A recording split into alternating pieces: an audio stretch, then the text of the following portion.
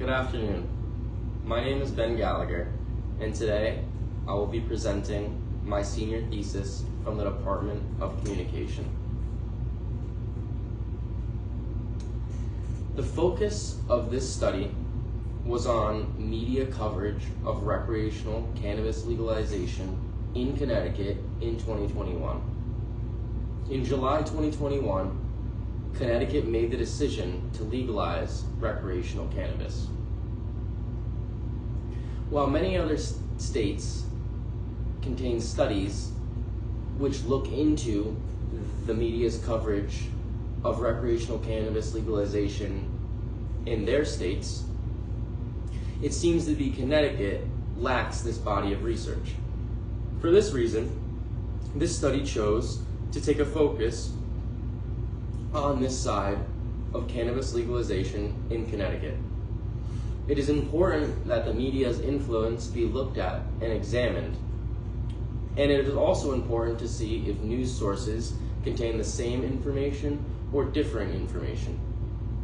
For these reasons, researchers chose for this study to choose a research question which was, how was the legalization of recreational cannabis in Connecticut in 2021 covered by the Hartford Courant in comparison to the News Times? The Hartford Courant and the News Times were chosen as they are two local newspapers in Connecticut which had a decent amount of articles around the subject. In the Hartford Courant's ProQuest database, we were able to find 52 total articles to choose from. From the News Times Newsbank database, researchers were able to find 19 total articles to choose from. Researchers then chose to do a qualitative analysis of 5 articles from the News Times and 5 articles from the Hartford Courant, which all were relevant to the topic of recreational cannabis legalization in Connecticut in 2021. All of the articles were chosen from 2021 to narrow down variables and keep things in the same range. There's a lot of background information known about the media coverage of cannabis legalization.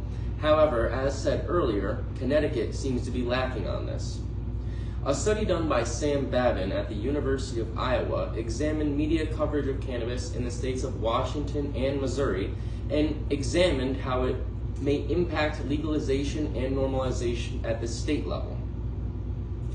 Normalization not only refers to legalization, but also to society's acceptance of recreational legalization, which the media possibly plays a large role in.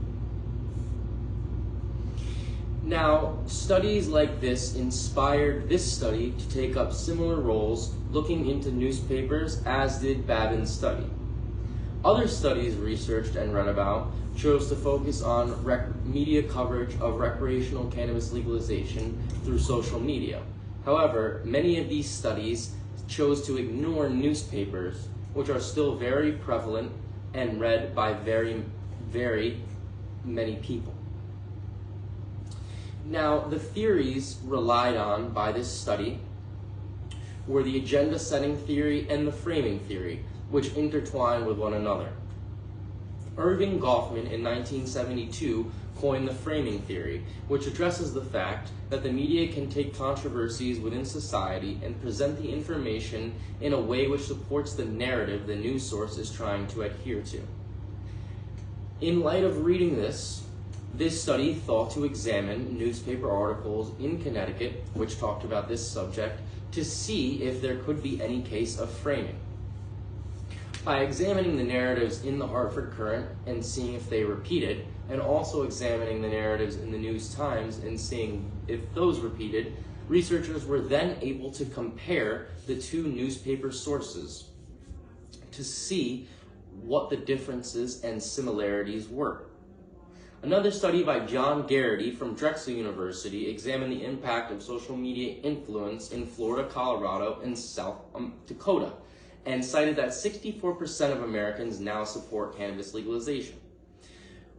While Garrity focused on social media, this study thought it would be better to focus on newspaper coverage, at least in the state of Connecticut. The statistic that 64% of Americans now support cannabis legalization leads us to believe that newspapers and people in general may be providing more positive information in light of the subject, and more likely to support cannabis legalization in general. Researchers thought that it would be important in the newspaper articles examined to see if the narratives surrounding Connecticut cannabis legalization were painted in a negative or a positive light. After analyzing, highlighting, and annotating 5 articles from the News Times and 5 articles from the Hartford Courant, researchers found many interesting things. Firstly, they found that there were 3 main narratives repeated throughout the articles. One being the most common and most prevalent throughout all of the articles, and 2 tying for the runner-up or second place. 6 out of 10 total articles examined all focused mainly and all consistently and mainly revolved around legislation, with a main focus on social equity. Now, social equity in terms of recreational cannabis legalization in 2021 refers to disproportionately affected communities receiving extra care, extra funding, and priority in their cannabis businesses that they hope to develop and turn their lives around with. After examining this narrative, it was found that both the Hartford Courant and the News Times both took objective stances on the issue. They both wrote down, quoted, and addressed citizens and politicians alike who supported the social equity bills. However, they also quoted the same citizens who disagreed with the other side and who thought that the social equity program and legislation programs needed work and were in bad shape. It was interesting to see both newspaper articles have similar objective knowledge, and also to see that legislation was the main narrative cited by researchers. It kept coming up time and time again and swept out all the other articles in terms of being 6 out of 10 focusing on legislation. We move on now to the next narrative, which was focused on and found by researchers to be the second main narrative focused on by the news. We have an article here: New Fairfield imposes 1-year ban on retail weed business. This article, while sounding like it may be focused on legislation, in fact focuses on public health, mentioning many times the impact on youth, concerns about cannabis being a gateway drug, and concerns about, in general, increasing youth's access to the drug.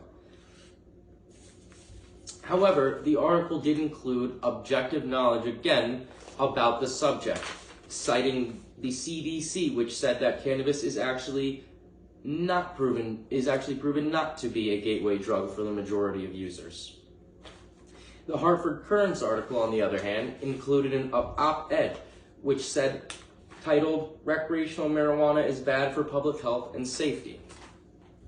This article, written by Dr. Shangold, clearly did not support recreational cannabis legalization, and in this case did take a clear negative stance against recreational cannabis legalization in Connecticut. However, the 4 other articles from the Hartford Courant included balanced, more rounded information.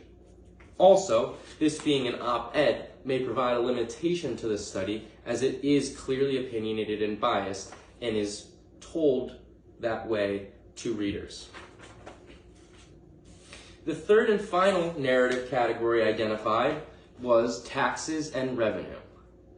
Now, 2 out of 10 articles focused on taxes and revenue, and 2 out of 10 articles focused on public health and safety, with the remaining 6 out of 10, the majority, focusing on legislation. This article from the Hartford Courant, Connecticut marijuana taxes projected to reach $73 million in fifth year of sales.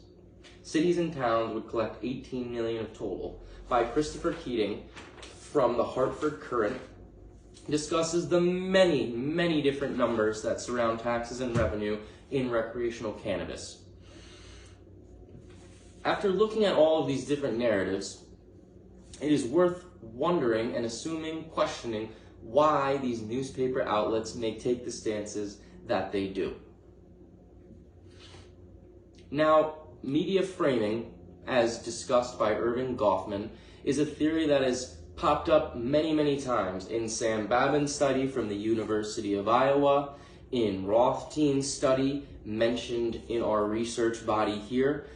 There are many different studies. Rothstein identified in her study from the University of California, Davis, that Oregon, California, and Colorado newspapers all contain different overarching narratives and sentiments towards cannabis legalization.